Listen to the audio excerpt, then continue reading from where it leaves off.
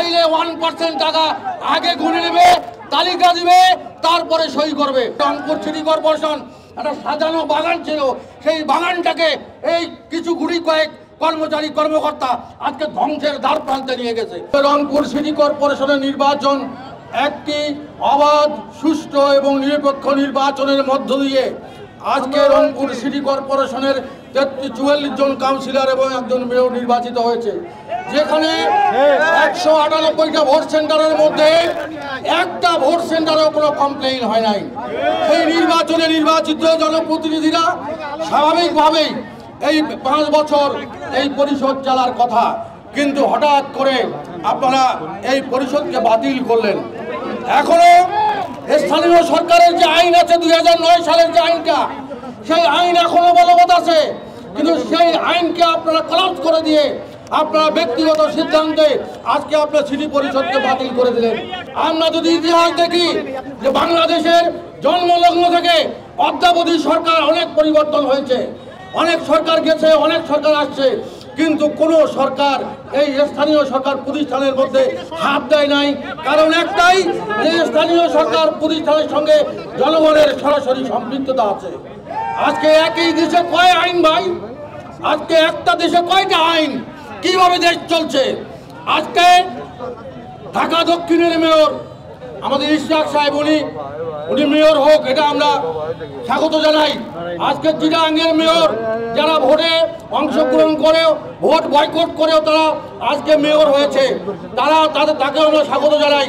কিন্তু রংপুর সিটি কর্পোরেশনের বৈধ ভোটের নির্বাচিত পরিষদ আপনারা একই কলমের খোঁচায় বাতিল করে দেবেন, এটা রংপুরের মানুষ মানতে পারে না।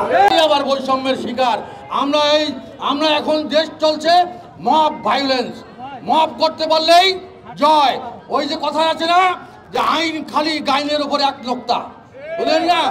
আমাদের আইনের প্রতি আমরা শ্রদ্ধাশীল ছিলাম দীর্ঘ সময়।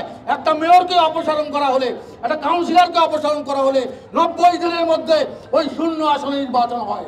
আজকে 9 মাস অতিক্রান্ত হলো, কিন্তু কোনো পরিষদ কার্যকর হচ্ছে না। আজকে এই সিটি কর্পোরেশন এমন একটা দুর্নীতিবাজ সিটি কর্পোরেশন, আপনাদের বিভাগীয় কমিশনারকে দায়িত্ব দিয়েছে, সে টাকা ছাড়া কিচ্ছু বোঝে না। প্রত্যেকটা ফাইলে 1% টাকা আগে গুনে নেবে, তালিকা দিবে, তারপরে সই করবে। টানা 7মবারের মতো বেস্ট টিস্যু পেপার ব্র্যান্ড হিসেবে স্বীকৃতি পেয়েছে বসুন্ধরা টিস্যু। রক্ত চুষে এই ধরনের অথর্ব বিভাগীয় কমিশনারকে দায়িত্ব দিয়ে রংপুর সিটিবাসীর প্রতি একটা স্টিম রোলার চালানো হচ্ছে।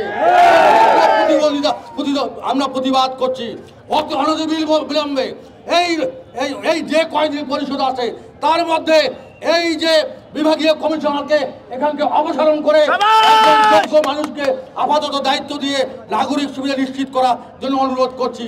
প্রিয় ভাইরা আমার, আজকে প্রত্যেকটা জায়গায় টাকা, আজকে নানা অভিযোগ, আপনার হোল্ডিং ট্যাক্স লাগবে, এটা লাগবে, ওটা লাগবে।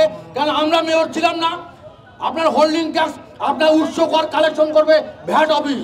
আমাদের রংপুর সিটি কর্পোরেশনের কর্মচারী কর্মকর্তা দিয়ে আমরা আদায় করে ওদের ঘরে তুলে দেবো, এটা কোন কিসের আলামত? আমরা সেটা করি নাই। তার কারণ রংপুরের মানুষ আর ঢাকার মানুষের মধ্যে অনেক পার্থক্য আছে। রংপুরের মানুষের আয় আর ঢাকার মানুষের আয় আসমান জমিন তফাৎ। একটা পানের দোকান 600 টাকা দিয়ে ট্রেড লাইসেন্স করে, এখন তাকে উৎস কর দিতে হবে 2000 টাকা। কেন ভাই এই অত্যাচার? কেন এই অত্যাচার আমরা মানব না। আজকে রংপুর সিটি কর্পোরেশন একটা সাজানো বাগান ছিল, সেই বাগানটাকে এই কিছু গুড়ি কয়েক কর্মচারী কর্মকর্তা আজকে ধ্বংসের দ্বার প্রান্তে নিয়ে গেছে। আজকে মোস্তাফিজুর রহমান মোস্তফা যে ফাউন্ডেশন তৈরি করে গিয়েছিল, আজকে সেই গাড়ি সেই ঘোড়া দিয়ে আপনারা কোনোভাবে টাল বাহনা করে চালাচ্ছেন। আজকে 112 কোটি টাকা ব্যয়ে আজকে যন্ত্রপাতি, আজকে আমি নতুন যন্ত্রপাতি নিয়ে আসছি, সেই যন্ত্রপাতিগুলো শুধু মাসে 20 লিটার তেলের অভাবে আজকে 20 কোটি টাকা যন্ত্রপাতি আজকে ওখানে অকেজো হয়ে পড়ে আছে। এই হলো অথর্ব এই প্রশাসন।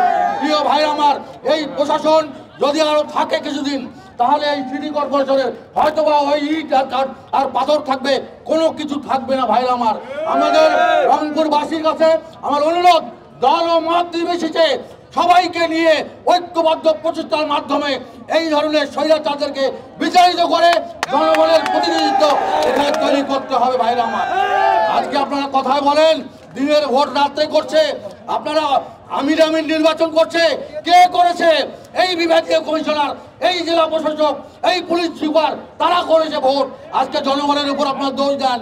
আমি তত্ত্বাবধায়ক সরকার প্রধান এবং স্থানীয় সরকার উপদেষ্টাকে বলবো যে আপনারা 7 দিনের মধ্যে রংপুর সিটি পরিষদকে আপনারা অবিলম্বে পূর্বের মতো কার্যকর করবেন, এটা আমরা প্রত্যাশা করি।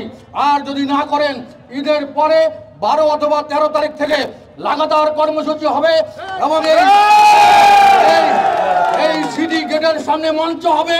যতক্ষণ পর্যন্ত আমাদের এই সিদ্ধান্তে আমরা বাস্তবায়ন করতে পারি নাই, ততক্ষণ পর্যন্ত লাগাতার কর্মসূচি